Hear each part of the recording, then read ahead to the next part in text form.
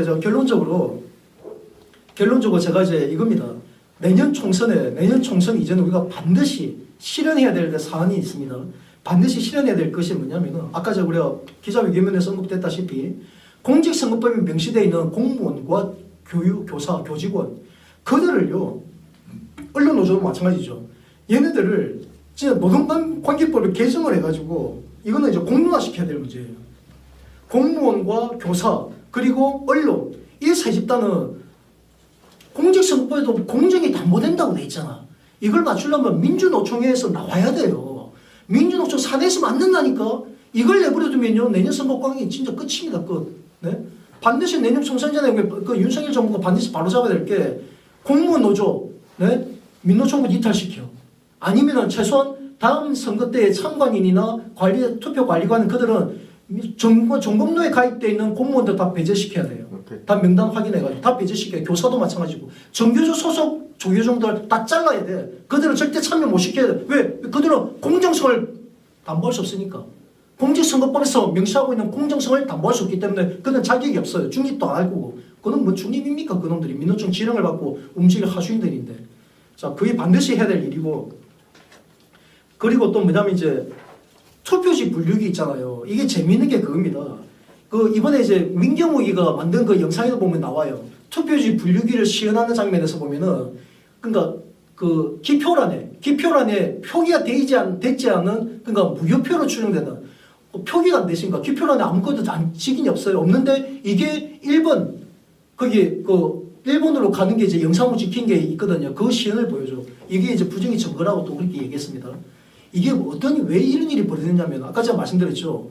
더 플랜에서 더 플랜 김모준이가 만들었던 더 플랜에서 뭘 강조했냐면은 재분류 그러니까 자동 분류기에서 투표지 분류기에서 그 1번, 2번을 분류하지 못하고 재분류로 가는 비율이 3%나 되더라.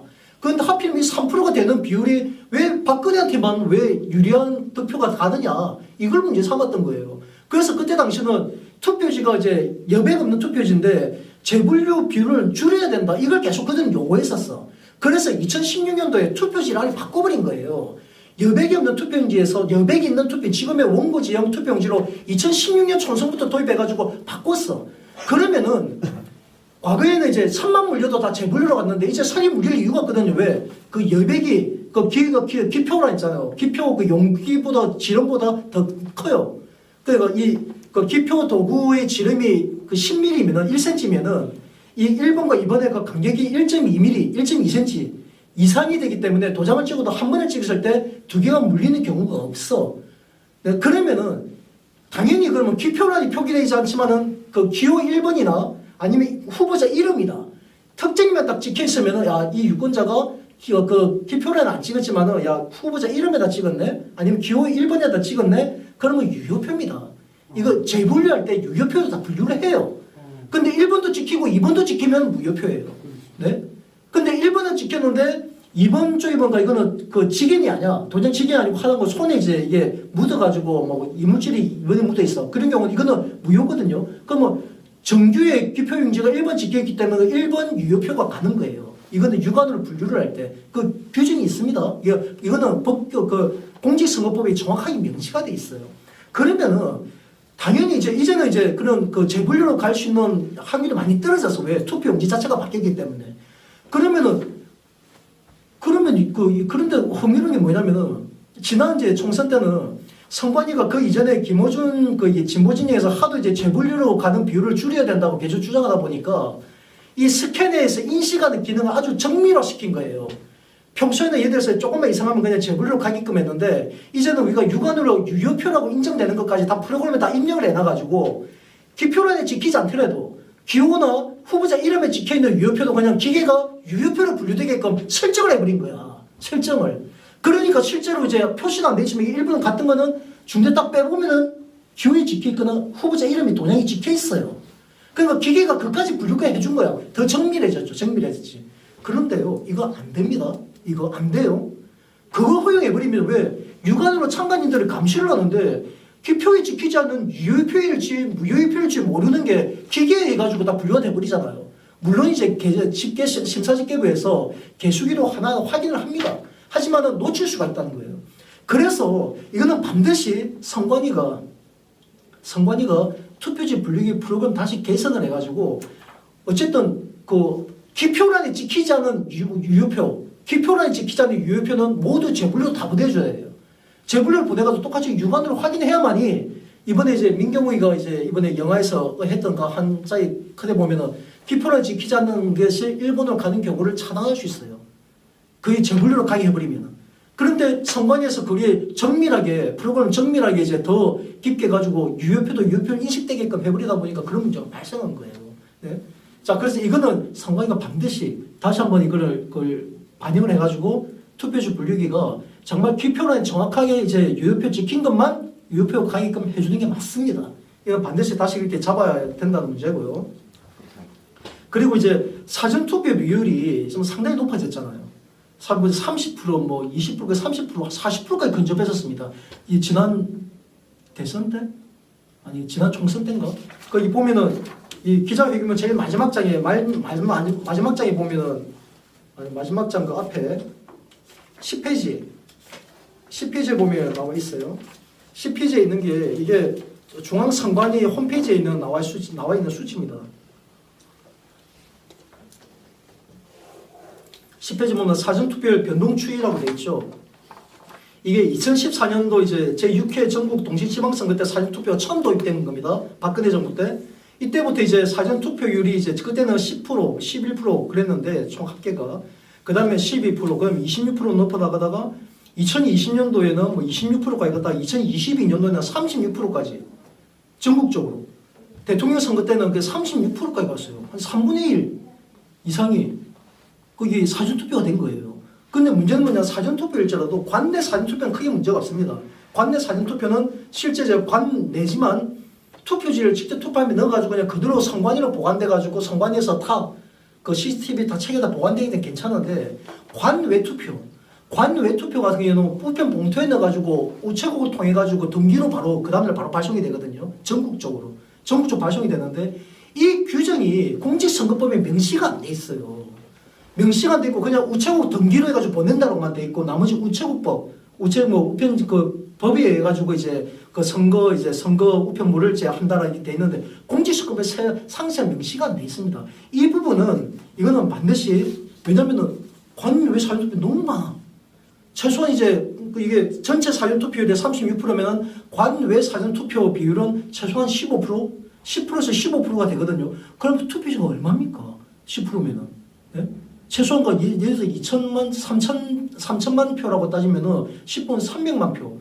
300에서 한 500만 표 정도가 그 전국에서 우편으로 해가지고 우편부로 해가지고 다 움직이는 거야, 이게 전국적으로. 물론 이제 그 우편 그는 봉투안이 봉함이 됐기 때문에 이게 누가 누굴 찍은지 몰라요. 이것도 철저합니다. 이거 제대로 알게 나중에 이게 이제 박정아 의원이 그 TF팀을 꾸리든지 하게 되면 이제 선관위 통해서 장비에서 볼 거예요. 그러면은 그 우편 봉투에 찍혀있는 바코드라는 게 이거 보면은 이게 어느 지에서 온 게 다 기록이 다 돼 있어요. 그래서 이거는 중간에서 바꾸시길 못 합니다. 그럼에도 불구하고 이제 우편 그것도 사람이잖아요. 그러니까 그 배달원들 있잖아요. 우편 집점 그 배달원들 집배원 분들도 다 사람이기 때문에 이 사람들이 사람이 하니까 모르잖아요. 무슨 일이 벌어질지. 네? 그러니까 이런 문제에 대해서는 공직선거법에 상세하게 명시를 해가지고 이것도 참관인들이 그 특히 참관인들이 그 부분을 좀 감시할 수 있는 시스템을 갖춰야 됩니다. 그 부분. 그거는 이제 제가 정말 이건 앞으로 이제 보완해야 될 문제죠. 그리고 이게 또 중요한 게 뭐냐면 되게 흥미로운 게 중앙선관위가 나름대로 유튜브를 통해 가지고 자기들 정말 국민 세금 혈세를 들어가지고 동영상을 잘 만들어놨어요. 지금 이렇게 부정선거 주장되는 거에 모두에서 해명이 다 돼 있습니다.